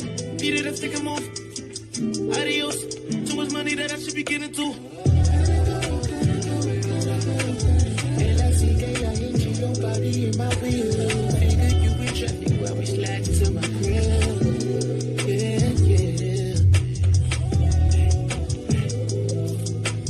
F-U-C-K-I-N-G, like ain't nobody home. Heavy missionary, try to nugget to the floor. Yes, indeed. That's your new artist by the name of Fabo. The album is called Soul Aquarius. But now we get into our album of the week. He's back, y'all. He's super underrated. Great soulful singer. BJ the Chicago Kid. And he's starting this one off with Mr. Eric Billinger. They call this one Type of Day.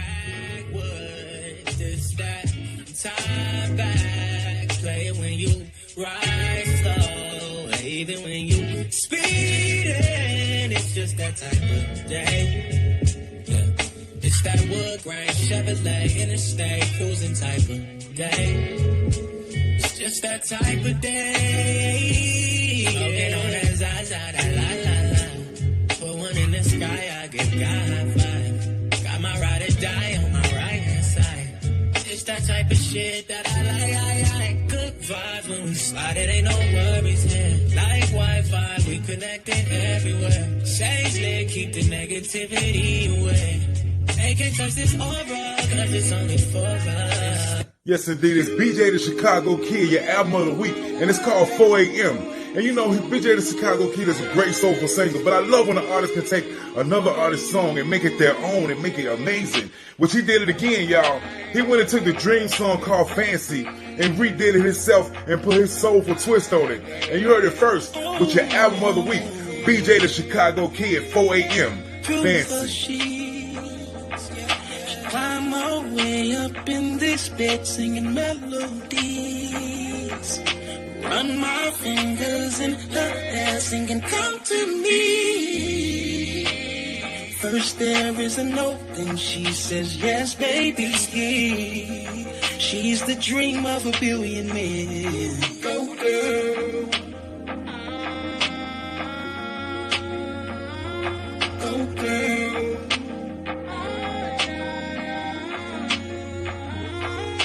See, she made her way from nothing. Can't fault her for wanting something. She loves men that can't afford. She wants to live fancy. Trips to Monaco. Designer names from head to toe. Live fancy. On planes that fly clear across the rolling sky. Live fancy.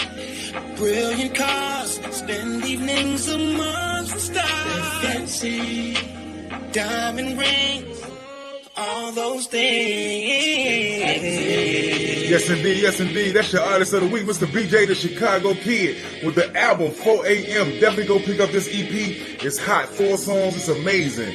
Yo, don't forget to also pick up Fabo Soul Aquarius and his album, along with the new single by Kevin Ross called Looking for Love. Yo, it's your new music moments, and I did it all for you, Miss Bean. Thank you for joining us tonight right here on the Phat Girl Chronicles podcast. And don't forget, you can follow your boy anywhere on all social media outlets at the mouth_moments. That's the mouth_moments with an S. And if you got any questions about the music I play, feel free to hit us up right here at the Phat Girl Chronicles podcast at gmail.com. That's the Phat Girl Chronicles podcast at gmail.com. Yo, and don't forget to check me out each and every Wednesday and Sunday night on ablazingradio.com or Blazing Radio Live, the free app for your phone. It's your man, The Mouth, and this has been your new music moments. And I'm out.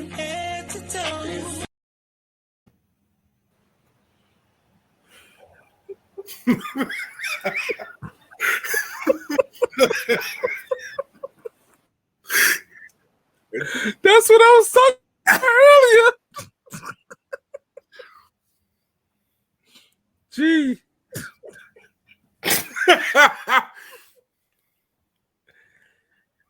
Oh man, this shit was hilarious, man. Woo! We had a lot of difficulties today, but we got the new music moment done. We did. Faster than it needed to be. Oh, so this motherfucker like, yo, he's sprint talking right now. So we gotta let y'all know that the music you heard is a little slower, but we was having trouble with the time. No, it was faster. So it was faster. I had to speed. The real songs is actually slower, is what he's saying. Yeah. A little slower, but for some reason wouldn't let me download it and the time frame. So I sped it up just a little bit, just so we could get it in time frame to get it to you guys. Because I didn't get it to her till like 6 o'clock today, and I was like, I've been up all day trying to record this thing. I recorded like 2 or 3 times, and it just, technology is the devil. It's all right. And if you just checking in, I don't know where you been, and I don't know why you missed this dope ass show. But we got our special guest, Miss Yana Bean, on here with us. First of all, this is all Leo vibe. Who made you pose like that? Be honest. Picture, okay, honey. Who made you pose like that? That was everything. But she got everything. No. Yeah, that's rough. Everything. Okay, everything. And see, look, I'm up here trying with me. There we go. Thank you. There we go. Wait, see, technology don't even want it. Keep popping the thing back up. It's flashing at me on this end. I'm like, bruh, come on. So we want to thank you for like being here, being open, being honest, being so very transparent and vulnerable to our audience. They love the show. I'm pretty sure some of them that have not watched your episode of Trap Queen are going to go back and watch it. Make sure you all follow Ayana on IG at ms.yana bean, and make sure y'all get her book. All the information to be able to purchase her book is on her Instagram page, right? Yes. All the information. Yep. If you go in the link in the bio, it goes to the link tree. I have 2 websites. One of the websites is www.ayanabean.com. That's AYANABEAN.com. And then the book has its own website, and that is ayearandadaybook.com. You can purchase the book from either website. The book right now is for pre-order, and the physical copies will release Labor Day weekend. So you can wait until physical copies go, or if you want to pre-order, be my guest. Or if you don't even purchase the book, just check out the website. Check out the website. Keep up to date. Follow me on Instagram. Go get that book, y'all. Yeah. Please follow her on Instagram too. She be everywhere doing everything. I'd be like, hey man. And the support is real. The support is super real. From Miss Bean. The support is real. The shares are real. And I've been screenshotting and low-key fangirling every time she share our stuff. I be like, I try because I be excited because like we've been doing this. I try to make sure it's cutting up on this set. I'm sorry. And we love you for being here, for all of that. Like, and I mean, again, for sharing all of the stuff and just being on here with us and our audience as well. Because without transparency and being honest about your journey, would somebody even really learn about what you've been through or what it took for you to get to where you are today? On the world.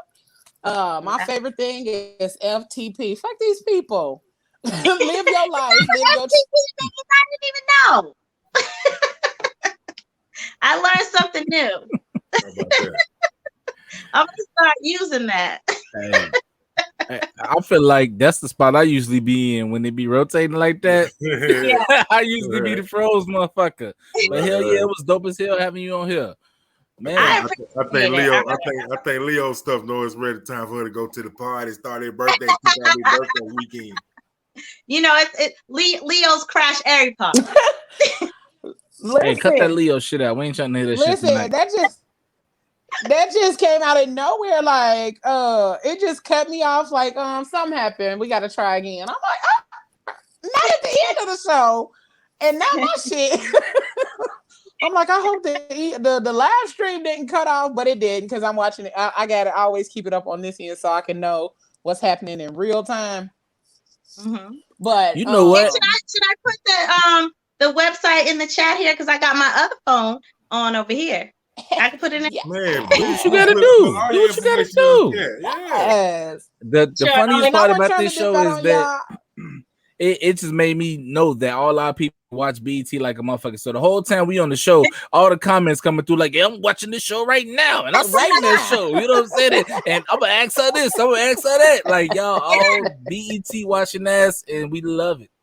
And I'm going to tell your viewers something that, I don't know how long I'll be doing that, but people that do DM me, my team tell me, stop responding to people. You don't know the people now. It's going to be starting. I'm thinking, I'm not gonna. If somebody's up messaging me, I'm gonna respond. So if you have a question that you were ready to ask, or that you didn't get a chance to ask or didn't get to it or anything, don't hesitate to hit me up and ask me. If I don't get to it the same day, but I literally really do message people back. I've gotten a lot of I've gone to a lot of events just because someone had sent it to me and they'd be like, "Oh shit, you responded. No, is this really you?" Yeah, it'd be me because I'd be on the shade. Yeah, it'd be me. Yeah, it'd be me. It literally is her. She responds fast. She's always pleasant. Like, this is her overall demeanor, like even on live videos and even when I chatted with her, like even her assistant is like bomb as hell and very vibrant. And we had a really good conversation as well. So it was like, oh man, I'm glad I did reach out. I'm glad I did ask those questions, because like we would have missed all of this goodness that she dropped on us this evening. Yeah, sure. And then again, like she has a whole book coming out. So if y'all got some questions that y'all really want to know about, y'all better go ahead and get that book. A year in a day book.com. Make sure y'all follow her at Yana at ms.YanaBean on IG. And that's right, Sabrina. She don't do it with her half ass. She does it with her whole ass, like I always say each and every week. Y'all know. And now she can say first-handedly, oh man, the Phat Girl Chronicles podcast laid out the show with the loaded questions. We ain't finna ask you no loaded shit. That kind of make you clench up when you're trying to tell your story. Like, oh, you try to set me up? We ain't discussed this. You know what I'm saying? Nah. I don't even ask for people to send the questions before, because I want it to be real. I want it to be real. For sure. That's raw as hell. I appreciate it. I got another quick question about your book, though. Are you doing a book tour or book signing or anything? Okay. Right. So as COVID starts to open up more, I'm able to, working on an itinerary right now. So I will always on my Instagram, I will always, post that, make sure that everyone knows well in advance what city I'm going to be in, what events I'm going to be doing and stuff like that. I always try to post that. My Instagram at ms.YanaBean is the same on Twitter and on Facebook. And I'm always on it just like everybody else. I'm always on like everyone else. I can't wait to do the book tour and go to different cities. I'm getting used to, and I love now being able to share my story. As I said, it's healing for myself. And, shows like this help me to continue to do that. Your guests asking me the questions, it's all me learning from you, and I appreciate it. And I also wanted to make sure that you all know and that your viewers know that once the physical copies are ready, I will make sure that you all have them, and I'll make sure you have some to give away to your followers as well. Hey, that's raw. We appreciate that's that. Raw. Yeah, it's some gems in that book, ain't it? That's what you said. It's a lot of them in there. It's a lot of them in there. I feel it already because of the way she was talking on here. I'm like, y'all gonna leave some of that for the book. Y'all didn't even heard this part yet. I'm gonna tell you something, and I know we're out of time, but I'm gonna tell you something about the book. It was something that I was supposed to get done like within 2 years, but within this time frame from the show coming out. It should have been out, right? And I did start it back then, but now, as I've gotten more comfortable, I felt like in the beginning it was all like fluffy stuff, but it's like, you know what? I'm okay with saying this now, as my guy said right here, the statute of limitations is done. Hey, I can talk about it now, right? Right. There's things that I feel like if I don't give real things, then no one's going to be able to associate with that. And I don't want to just put anything out that no one, it's not fluffy. There's real things going on. And I need to make sure that I went back into it and edited it to add those things that need to be there. So you'll get a lot, and you all will be amongst the first. All right. And if you ever need media coverage, PGC is definitely open to doing that for you as well. You got our email, all that good stuff. Your assistant got my phone number. So if you ever need media coverage, PGC will definitely come out to any of your events that you need us to be at, do media coverage and all that good stuff for you. Because we rock with you, and we thank you for rocking with us. Here tonight. Like I say, each and every week, we want to thank y'all for joining the Phat Girl Chronicles, joining your girl Leo and the squad, the partial squad that's on here tonight.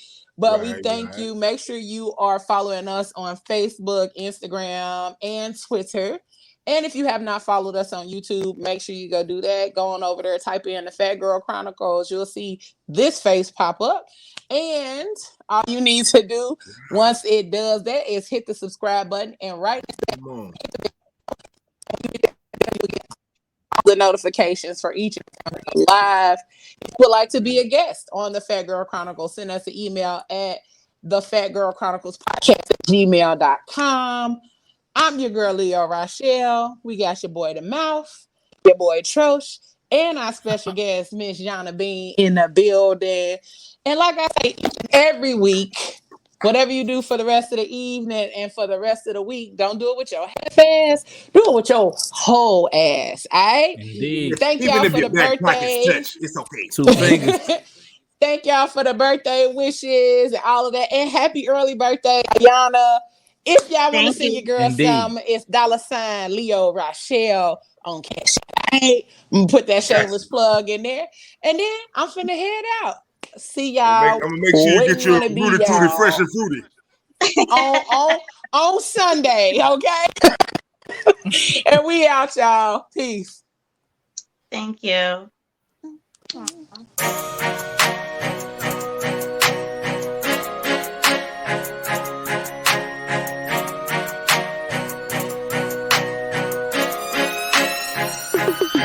It's been a long and winding road, not to this point, but here I am. And I won't stop until my soul can't take no more, until I drop in, that's my plan. But until then, I'm grinding, I'm working, I'm grinding, I'm grinding, I'm working, I'm grinding. I'm shooting for the stars and my aim game is nice, so what I'm saying, it's enjoy the ride. This ain't no overstatement, oh we so overloaded. We on some legendary, oh yeah, we over nosy. We on that brink of greatness, so close I fucking taste it. Premature celebration, so let's get fucking wasted.